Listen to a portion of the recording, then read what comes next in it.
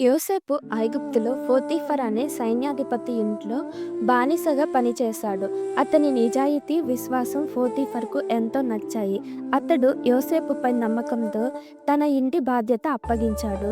Potiphar భార్య చేసిన అబద్ధ ఆరోపణల వల్ల యోసేపు చెరసాలకు వెళ్ళవలసి వచ్చింది. చెరసాలలో కూడా ఆయన దేవునిపై విశ్వాసం కోల్పోలేదు.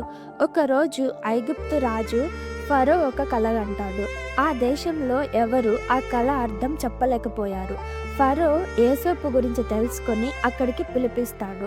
అప్పుడు యోసేపు 7 సంవత్సరాల సమృద్ధి, తరువాత 7 సంవత్సరాలు కరువు రాబోతుందని ఆ కల భావం చెప్పాడు. ఫరో ఆశ్చర్యపోయి, ఇంత జ్ఞానంతో దేవుని ఆత్మ నిండిన మనిషిని నేనెక్కడా చూడలేదు అనుకొని యోసేపును ఐగుప్తు దేశానికి 2వ అత్యున్నత అధికారిగా నియమించాడు. దేవుని మీద విశ్వాసం, ప్రార్థన ఉంటే మన పరిస్థితి ఏదైనా ఆయన మనల్ని ఉన్నతమైన స్థానంలో నిలబెడతాడు అని యోసేపు జీవితం ద్వారా తెలుసుకోవచ్చు.